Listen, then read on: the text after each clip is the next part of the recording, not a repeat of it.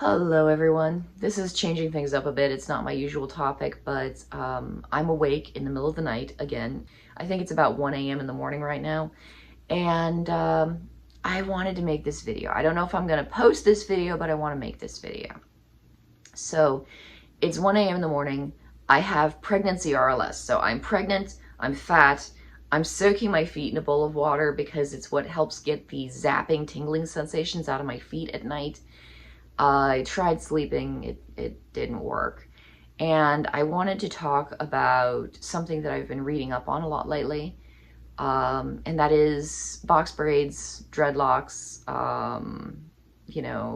Senegalese Twist, things like that. What happens is I don't sleep at night, so I end up researching things and learning about things and reading up on things that I think are interesting. And I've been fascinated with box braids since I was a little girl. I remember being 12 years old and putting my hair all up in braids and being super excited about it because it kind of tamed my hair down a little bit. And then I had like an aching, itching, dry scalp for the rest of the day, and I ended up taking them out like that day. And because it was so time consuming to put them in the first place, I didn't do it again. I, as a little kid, loved the idea of box braids because I had this frizzy, floofy, curly hair. Ethnically, I was a little bit different than everyone else in my hometown. Oops. Everyone else in my hometown. There were 3 different main ethnicities in my hometown. 2 of them were white, so some people count that as the same ethnicity. They counted themselves as different ethnicities because they had different backgrounds, different heritage, different ethnic foods, you know. But there were 3. I was not one of any of those 3. I looked rather dramatically different than everyone around me, and it was a constant thorn in my side. Nobody knew my racial background. Nobody could guess my racial background. And that led to some funny and awkward conversations. For example, one time I was asked if I was black because my hair was extremely ringleted and curly, and I kept it short because it was untamable. And people assumed that I was a black woman, which, if you look at me, this is what I look like. Like, I don't know what to say. So, and that was only one occasion. There were several, and, it could be funny or it could be awkward. Mostly it was awkward. And so I didn't look like any of the other girls. The other girls tended to be much taller than I was. I was super short. They tended to be a little bit more flat. I tended to be super, super curvy, big boobs, narrow waist, big hips, big ass. I hated my body because my body got so much more attention than I ever wanted my body to be getting. I see a lot of men online who are like, oh, women love attention. It's like, well, I didn't want that. You know, everybody treated me like I was some sort of weird object and that I owed them something, and I didn't understand why that was, because I was just a kid and I was trying to live my life, but everybody wanted me to give them something all of a sudden, and it was like, can you just go away? You're being weird and creepy. So that was my body. My skin tone was different than everyone else's, like everyone else's. So that was, another way that I stood out, and I ended up getting a lot of attention because I looked different, which it'd be great if I was trying to get attention, but I really wasn't. And then my hair, of course, was a beast. My hair when I was young was super ringleted and curly, and it was a mess. And my mom had straight hair, so she didn't know what to do with curly hair. So frequently in my childhood, I just walked around with a ball of frizz around my head, and it was awful. I hated the way it looked. My mom kept telling me it was cute, but I don't know why. It looked awful. It looked unkempt. It looked kind of messy. Looked really messy, actually. And I remember so many. I should have pictures somewhere, but I don't, because I tried to get rid of them whenever I could because I hated my hair so much and I hated the way I looked so much. And so I remember one time seeing box braids as a kid and thinking that that was the magic solution to my problems. Instead of having this wild frizzy hair that was all over the place and looked really horrible and messy, I could just put my hair into tiny little braids and it would look straight like everyone else's hair, and I could be a normal kid. Like, it seemed like the perfect solution. Except When I put my hair in braids, it was a nightmare because my hair was super uncomfortable and the braids were not particularly, like, I didn't know what I was doing, and so the braids were really uncomfortable and I had to take them out within a day. Like, it was just driving me up a wall. So that's that story. I've always been interested in box braids. Since then, I never understood how people could get them to work. Like, how do you put your hair in braids, which takes a long time, and then afterwards, how do you manage not to, like, scratch your scalp right off of your head? Like, how do you do that? So I couldn't sleep at night. I started researching it. And box braids are fascinating. Box braids are absolutely fascinating. They're not just a hairstyle. I think it's safe to say that they're an art form. And they're a misunderstood art form. And I think one of the reasons that they're misunderstood, and this is a controversial opinion, but there you go, a lot of black women, not all black women, there seems to be a lot of opposing views in the black community. There are some black women who are like, oh yeah, it's perfectly fine for white women to wear box braids. Like, you know, you do you, live your own life, be beautiful, like, whatever. And then there are some women who are like, no, no, no, it's cultural appropriation. White women have no business going anywhere near box braids. You know, it shows disrespect to the black community, all sorts of crap, right? Because it is something that's kept away from other ethnicities have no appreciation for what a box braid hairstyle is, or how much energy, effort, time, resources go into creating and maintaining a box braid hairstyle. And this is my second attempt at box braids since I started, like, really researching it and trying to do it the right way. Bear with me. I realized, like, right here, you can see, like, all I've got so many little frizzies that are just poking out here, and it looks awful. I am a novice. I am a beginner. I am not good at this yet. It is my second attempt. My first attempt, I wore it for like 3 days and then I got a splitting headache and I thought, okay, this was a good first run, but obviously I need to change my technique up a bit. This is my second attempt. I decided to give myself highlights this time, which I love. I absolutely love them.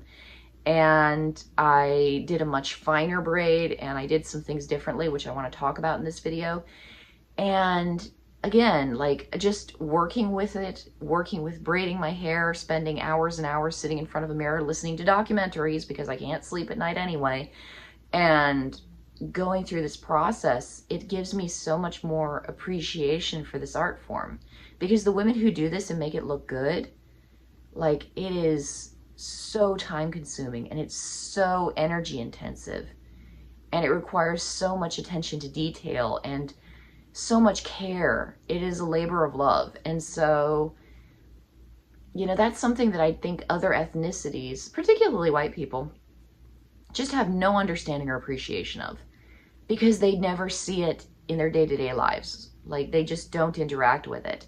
And so one of the things that always got to me for the longest time, like for years, is I would, like, talk with people about hairstyles like this, about box braids, braided hairstyles, dreadlocks, things like that. And they were always like, oh, well, it looks so dirty. And I was like, why does it look dirty to you? Like, why would you think that this is a dirty hairstyle? I don't understand it. But so many people think it's a dirty hairstyle. And it's like, dude, it's like everything else in life. If you clean it, then it isn't dirty. If you don't clean it, then it gets dirty.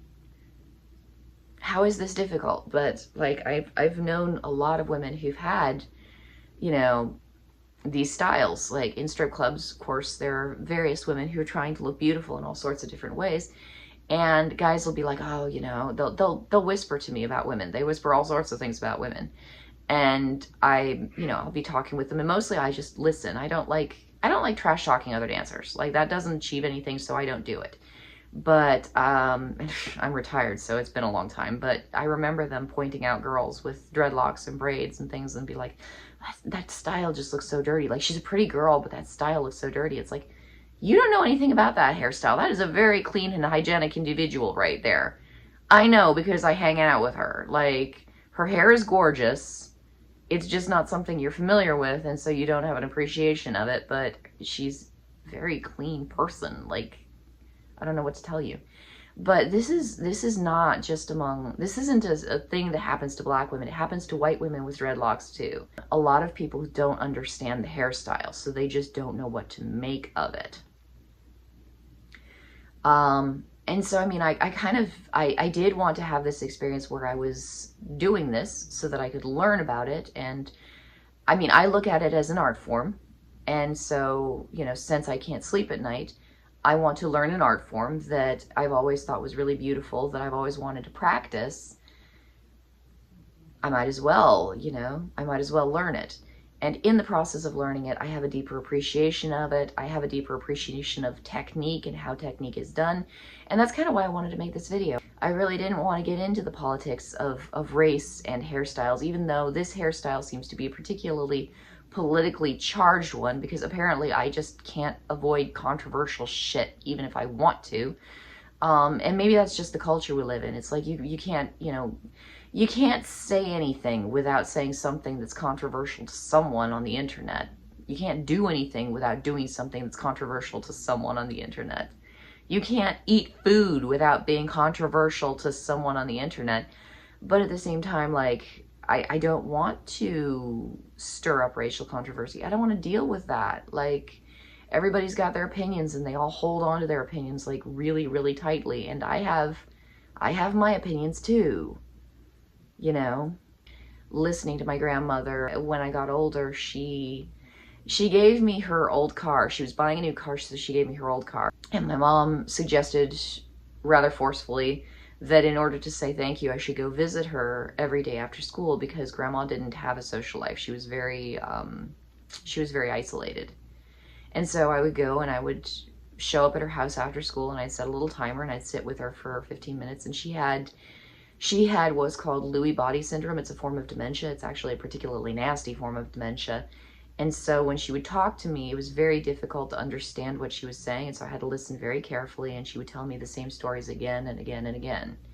And I would listen to the family stories that my grandmother told. And she told me the story about her brother. Many times she told me the story about her brother and how her brother died. He died because he was poor and he wasn't white. Because in my grandmother's generation, in my grandmother's time, she wasn't a white woman. And she wasn't seen as a white woman, perceived as a white woman, or treated as a white woman. Now, my mom, it was iffy. I couldn't tell if my mom was perceived as a white woman, because some people were kind of saying things to her that indicated they thought she wasn't a white woman. People were definitely saying things to me that indicated they didn't think I was a white woman. When I moved to the city, of course, there's like a million different ethnicities all packed into this tight little space. Nobody thinks I'm not a white woman. Everybody just looks at me as like, well, of course you're white. Like, of course, you know, you're just a little tan, that's all. So, you know, I have my own feelings about the whole ethnic thing. I have my own feelings about the whole racial thing. You know, the way my family was treated, the problems that my family faced had to do with their ethnicity. I'm not trying to grab my own little victim card and be like, here's my victim card here. I'm in it too. I'm a minority too. Like, I've seen people who are just as much a minority as I am being like, well, I'm Hispanic. And it's like, you are not Hispanic.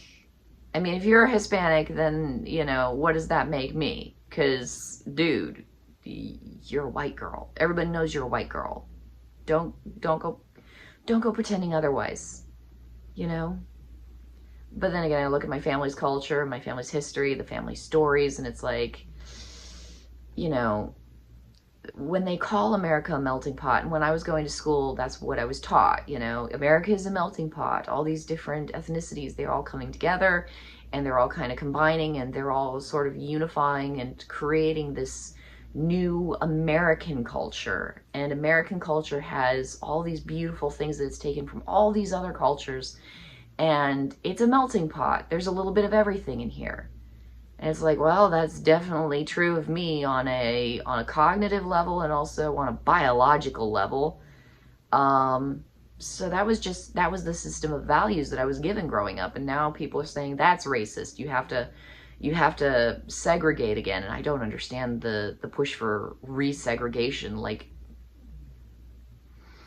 I don't want to talk about politics. I don't want to talk about race. I want to talk about hair. Let's talk about hair. So you can hate me for what I've done to my hair because of my perceived ethnicity. Good luck guessing it, because nobody else has yet. But here's the thing that I've noticed that was really interesting. Now, a lot of people online, they have the argument, you know, should white girls wear dreadlocks? Should they wear box braids? You know, all that. Now, these are yarn braids. I made them out of yarn, which I think is fascinating. The first time I saw yarn braids, I was like, that is so cool.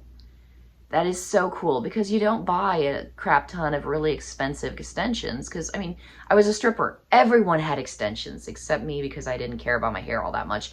Everyone had extensions, and I would see so many girls, and they would have these clip-in extensions, and the clips would damage their hair, and then their hair would start thinning out, and they'd be losing little chunks of hair in these extension clips, and then they felt like they had to wear extensions even more because they'd lost so much hair. But then they were damaging their hair even more. And so it was like this vicious cycle where they wanted to earn money, so they needed to have the clip-ins, but their hair was getting like completely brutalized by all these clip-ins. And so I never went the extension route. I was like, I'm not going to mess up my hair. Like, no, I want to have healthy, natural hair. I don't dye my hair. I'd love to have highlights of various shades and colors, but I see what that does to my hair chemically. Like, I tried dyeing my hair a few times when I was in my early 20s. It was awful. Like, my hair was already a frizzy, fuzzy mess. Dyeing it, and of course bleaching it, because I had to bleach it first, it devastated my hair. It made it look horrible. It felt like I had, like, steel wool on top of my head. It was awful. So when I looked at box braids, particularly yarn braids, it was like, okay, so you're not buying a ton of super expensive extensions. You're buying yarn, which is a fairly inexpensive resource and easily accessible, and you're crafting this beautiful hairstyle out of yarn. And it actually looks like, at first glance, it really looks like real hair. Like, you would be hard pressed to, at a glance, recognize the difference between that and like other artificial extensions. Also, because it's not clip-in, it's entirely possible to put this into your hair without damaging your hair. In fact, the majority of box braids are protective hairstyles. They're put into the hair because if you know anything about hair care, you know that if you're constantly messing with it and fussing with it and combing it, you can have a lot of hair breakage. And that's kind of where I started wanting to make this video, because different ethnicities have different hair textures. Different hair textures have different properties. And so one of the things that I noticed, and I want to make this video to talk about this because I want to hear some feedback from other people. Like, has this been your experience? Is the fact that I can't wear box braids particularly well. Like, I did a hairstyle with box braids where I did the clearly cut little boxes. And I mean, you can see I've still got the little boxes going on. Like, they're definitely there. Oops, where are you? There we are. They're definitely there. But I did those, and I noticed, like, right away, like, it wasn't sitting comfortably. I guess I must have braided it too tight, but it looks like the ones you see in pictures. In fact, it looked a little looser than those, so I was like, how is this too tight? This style, when I did it, you might notice if I lean in very, very close, there's a gap between the braid and my hair. And that gap leaves a lot of room for movement. And I've had significantly less discomfort with this hairstyle. And I've wondered if it isn't because my hair is bordering on straight. Oh, also quick note before I forget, if you look through my old videos, you're going to find some videos where my hair is curly, some videos where my hair is straight. People don't realize this, people don't know about this. As a woman ages, her hair texture changes slightly. And then also, as a woman goes through the process of pregnancy and childbirth, her hair texture can change. This doesn't happen with all women, but it definitely happened with me when, I think it was my second daughter. I think it could have been my first daughter because I had them very close together. But one of the very first pregnancies I had, my hair completely changed texture. It was still curly, but all the new growth that came in was straight. And so it was really weird because I remember my hair was long and I had straight hair down to about here, and then I had all these curls. And it looked like I had done something to style it that way, but that was just the way my hair was growing out. And then eventually the curls fell out because, you know, my hair was growing and old hairs were falling out and new hairs were replacing it. And then like years and years later, I went through this really awkward stage where my hair was constantly frizzy right up about the scalp. And I would have all these little weird ringlety curls poking out, and everything else was straight. And my hair looked constantly messy, and I hated it because there was nothing I could do to push down those flyaways and tame them when I had all these little curls just kind of bouncing out of my hair. It was because my hair had started growing in curly as the result of yet another pregnancy, because I've been pregnant a lot. I'm pregnant right now. I've been pregnant so much. I don't actually like being pregnant. I just like having kids. Yeah, my hair changed texture again. So now my hair currently is curly.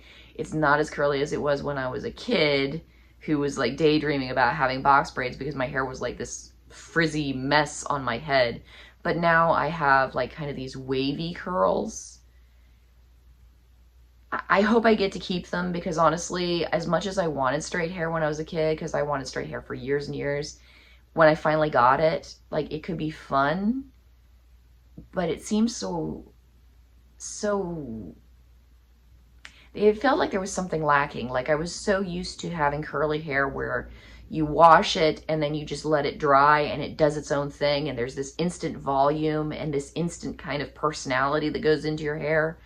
And then when my hair became straight, it was like sometimes it just seemed a little bit flat and a little bit lacking in volume and a little bit lackluster and a little bit And so there were days that I actually ended up missing my curls, which I never thought would happen.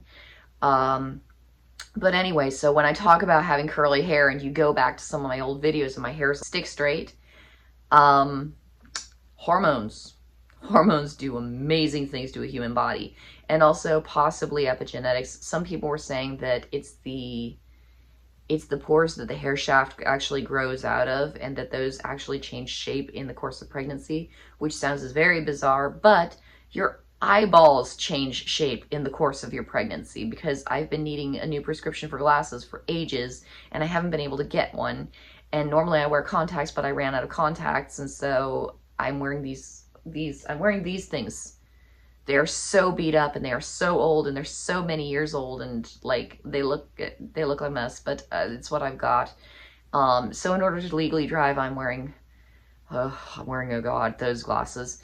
I have accepted that through the duration of this pregnancy, I'm not going to look good. And the one thing I can do to make myself feel a little bit better is fuss with my hair, which I put it in, and I remember looking in the mirror and just grinning because I felt so pretty.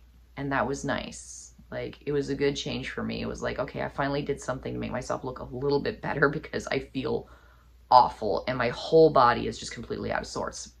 But anyway, yeah, I have like this wiggle room.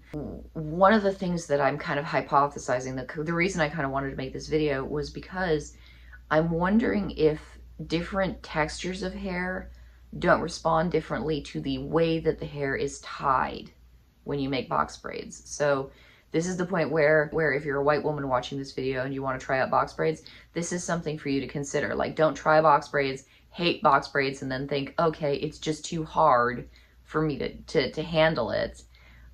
It could be the way you tie your hair. And so kind of to illustrate this idea, and also I don't know if this is accurate, so if you're, particularly if you are a Black woman who has experienced giving white women box braids, like, please tell me your stories, because I'm curious about this, like how this works. But different hair textures have different thicknesses of hair shaft. So this is something that I learned in like science class in like 7th grade or something. The thickness of the hair shaft determines the texture of the hair. So a really, really thick hair shaft makes a straight hair. The thicker the hair shaft, the straighter the hair. A really thin hair shaft results in a curly hair. So a thin hair shaft will make wavy hair. An even thinner hair shaft will make curly hair. And if you want like super, super kinky hair, you're going to have a very, very thin, very fine, very delicate hair shaft. And so I'm assuming that this is why so many Black women gravitate toward protective styles, because they have this fine, thin, delicate, very soft hair with these very, very thin, it reminds me of spider silk. It's just such fine strands of hair.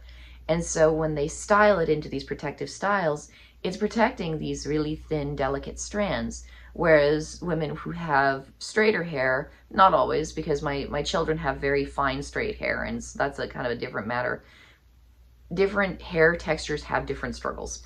But if your hair is a little bit straighter, it tends to be more thick in the shaft, and so it's not as likely to break. I could be wrong about that. Like, because I've seen people with straight hair who have brittle hair, so I don't know quite how that works out. But the reason that I'm tying this back into how you tie your hair, no pun intended, is because I noticed that when I had mine in the little box where you make your box and like you know, section out your partition of hair and then you tie it up and then you braid, when I did that, it felt way too tight. It felt way too restrictive on my scalp.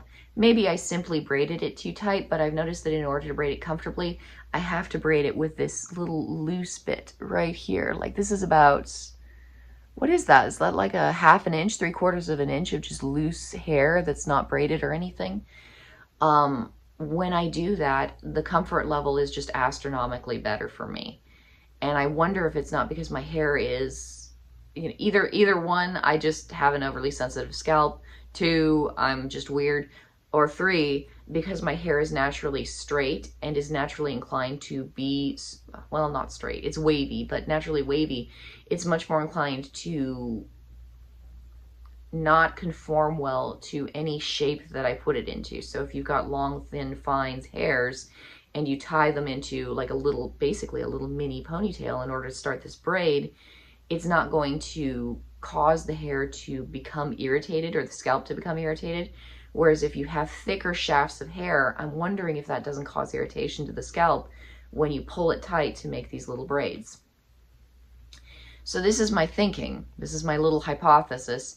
Why would I be thinking this? I mean, other than the fact that I have weird hair and I had weird hair experience. Well, I looked at some of the other styles that other ethnicities have used when it comes to really small, fine braids in their hair. And so I wanted to show you guys some pictures and kind of talk about this because I think this is fascinating. So this one right here, this is a Slavic, these are Slavic braids. I believe that this picture in particular, according to Reddit at least, I mean, I'm kind of gathering these pictures from all over the place. No copyright infringement is intended. I'm going to try to leave links to where I found these pictures so you guys can look at them yourselves. But I believe these braids came from Bulgaria, according to Reddit. Now, a lot of people have taken examples like this and said, see, box braids aren't specific to Black African-American culture. They're all over the world, so, you know, Black women have no right to say it's cultural appropriation or anything like that. I'm actually going to counter that argument. These are clearly not box braids. They are tied in a very different manner, and I want to talk about that. When you do a side-by-side comparison, it's very obvious they look different, but there are some similarities, and I want to talk about those similarities. So if you look really, really closely, I'm going to try and zoom in here. We'll keep the picture from turning into a grainy mess. If you look really, really closely, you can see that this is a 3-strand braid. Box braids, like the ones I'm wearing right here, these are 3 strands. And it's very common for box braids to be done in a 3-strand braid. Are there other types of braids like a Senegalese Twist, which is more of a 2-strand? Yeah, there are, but these are 3-strand and these are also 3-strand. So that is one similarity. You have a hairstyle that's very elaborate, that's clearly took a lot of time to put together, that involves lots and lots of very tiny braids, 3-stranded braids. And there are beads decorating this hairstyle. There are shiny coins and pieces of metal decorating this hairstyle. There's some decorative chains, it looks like, hanging from this hairstyle. So, like, there are a lot of similarities here. But I wanted to talk about the differences because this is clearly not a box braid hairstyle. Box braids are called box braids because of the sectioning which takes place.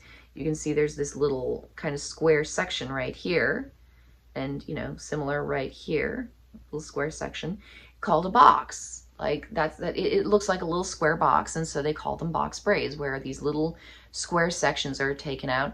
And I've seen people do box braids where they make these interesting little triangles, and I think that's really cool because I would not have the attention to detail or the discipline to do something like that. But again, that goes into the whole, it's an art form. People have done some really creative things with it. But a lot of the times the shape that people will take when they're making these little sections is a box shape. Thus the name box braids. And there's a reason that people do that, which I think is really cool, because when I first started trying to give myself braids, I ended up with hairs like crossing over these different like sections. And so I'd have hairs from this section going all over into this section, and sometimes all the way over into this section. And then those hairs would pull and tug and feel really uncomfortable, and it would be really messy and tangly. And it didn't look nice, and it didn't feel nice. So there's a reason the box braids are done the way they're done. And if you notice people who do box braids, like when they do tutorials and things online, you'll notice the extreme care that's taken in making these sections just perfectly straight and perfectly even. I did not do that, but it is something that I notice when people do. This hairstyle, however, that sectioning isn't happening at all. What happened is they left a length of hair without any braiding at all. And then at some point, they started the braids at that line, which is a very, very different thing than a box braid. So while this is a hairstyle featuring lots and lots of very small, delicate strand braids and beads and metal adornments and chains and decorations, it is not a box braid style. It's tied differently at the base, like right at the base of the braid. It's tied very differently. I thought that was interesting. That's interesting. But then take a look at these. These are Tibetan braids.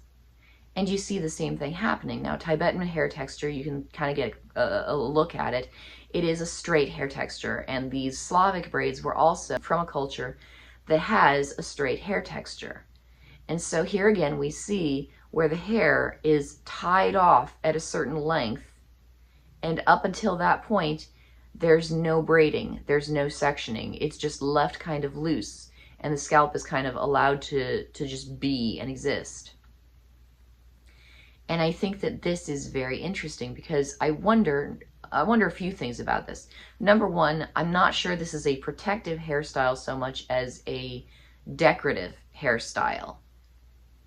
And so it's going to serve a slightly different purpose.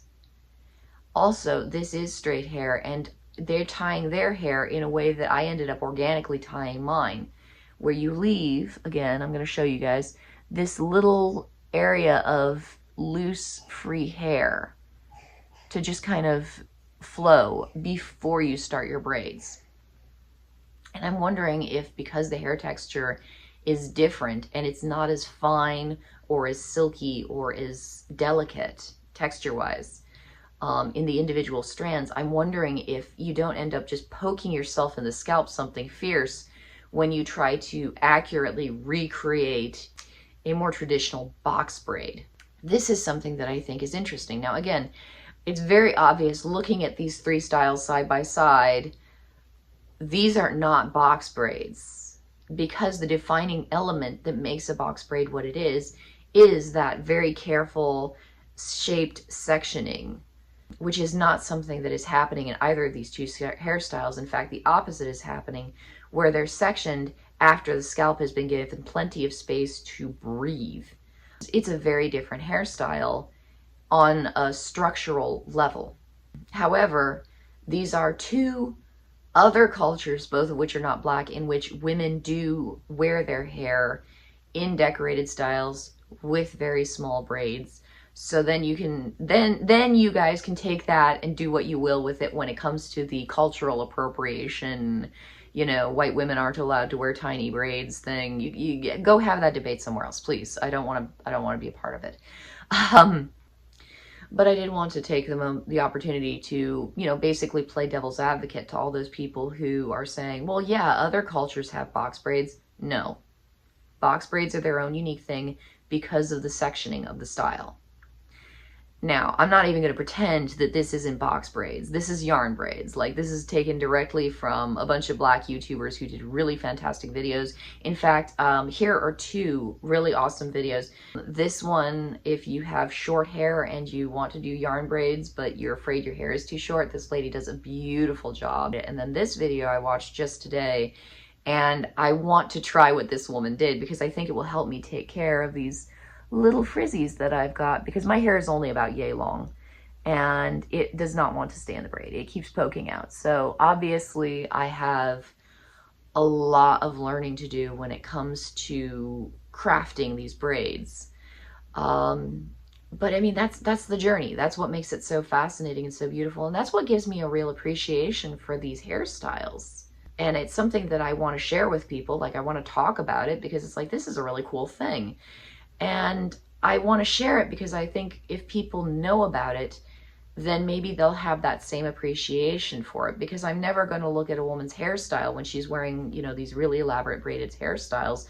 I'm never going to look at it the same way. Because now I have an understanding of just how much time and effort and maintenance goes into these things to keep them looking smooth and healthy and just to get them in the first place. Like, it's an art form. It's a beautiful art form. And so, you know, it should be celebrated and it should be, you know, kind of given the recognition that it deserves. And it is an art form that I still have yet to master, because I'm looking at this right now like, oh God, I gotta get rid of that. But again, I'm learning. And for me, the learning is the fun part. That's what I enjoy and appreciate. Like this broadening of my understanding of the world around me, which is just beautiful. And I also like the highlights. I love being able to finally add some fun, you know, kind of wacky colors into my hair, because I was never able to do that with dyes. Like, my hair does not take well to dye. Not at all. But I was wondering about this. Like, that's the reason I made this video. The whole question of, does the way in which you tie off the hair have an effect on how comfortable the braid is depending on your hair texture? Is that just... Because I'm noticing these two different cultures, both of which have straight hair, where they leave some gap in between the braid and the base of the scalp. And then I'm noticing with Black hairstyles, they go straight to the base of the scalp. Like, even with Bantu knots, they go straight to the base of the scalp, and that's where they do the twisting part. I'm wondering if hair texture affects that.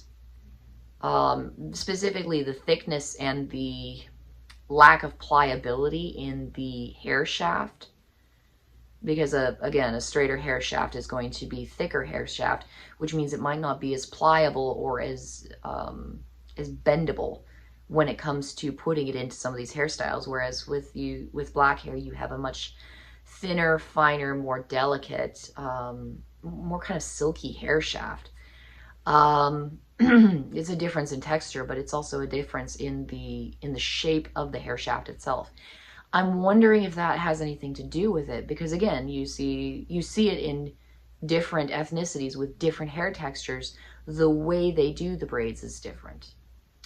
Personally, I really like the look of box braids. I think that they're quite beautiful, and so I'm probably going to opt for a more American, more box braid style when I'm making my hair. But I'm also playing around with leaving these little gaps in my hair so that I can make sure my scalp has plenty of room to breathe, so that it feels comfortable, so that I'm not constantly going, this just doesn't feel right, it's burning, it's tingling, it's itching. And I mean, I know so many women who've tried box braids and then said it burns, it tingles, it itches, and I'm wondering if it's not a texture thing when it comes to the thickness of the shaft of your hair, like that in and of itself. So I was curious about that. I know that you can't talk about it without getting into the political, racial debates. You can't avoid it. You can't escape it. It's there. Hopefully I've kind of helped clarify some things for some people, because I'm sure it's very irritating to Black women when people are like, oh, yeah, no, white people have box braids too. It's like, no, they do not. No, they do not. However, on that same note, white people do have ornate braided hairstyle with lots and lots of mini braids with beads and decorations and whatnot. That does happen. So do with that information what you will. But If you are a white person who wants box braids the way I want box braids, because I mean, I think they're gorgeous and I wanted to play with them and experiment with them and just have fun with them, because I mean, I'm pregnant and I can't sleep at night. Like, what else am I going to do except for braid my hair? But if you are struggling with box braids because you just can't make them comfortable, try experimenting with these other styles that are geared more towards a straighter hair texture. And I don't know if that's accidental. I don't know if that's a coincidence, or if it's actually something that came about because it just fits better with that texture of hair. Because some of these hairstyles come about because it works better with the hair texture of that particular community. I'm curious what you guys' thoughts are. Definitely, if you have any experience with box braids, particularly if you are someone who's given box braids to multiple different ethnicities with multiple different hair textures, I'd love your input, because for all I know, I just braided my hair too tight the first time and now I braided it super loose and I feel more comfortable. Like, it could be that simple. I'm trying to learn all this stuff. I'm trying to improve my technique and learn the technique to begin with. And so I would love to hear from anybody who knows more about this. What are your thoughts? What has been your experience? Yeah, definitely share that with me. I just wanted to talk about hair today. It's definitely not my normal topic that I talk about, but I thought this stuff is fascinating. Like, it's just fascinating. There's so much beautiful, beautiful artwork out there that people have created, and you know, it's a fascinating subject. I'm actually quite honored that I've had the opportunity to learn as much as I have with this at this stage. And I'm very much excited to continue that learning journey, hopefully without receiving, you know, death threats on the internet from total strangers. But, you know, it's happened before, it'll happen again. I guess I'm just gonna have to accept it. In the meantime, I hope you guys are all in just the very best of health and wellness. Hopefully you're not struggling to sleep the way I am. And if you are, hopefully this video will put you to sleep. Take care, everyone, and I'll see you again in a week or so.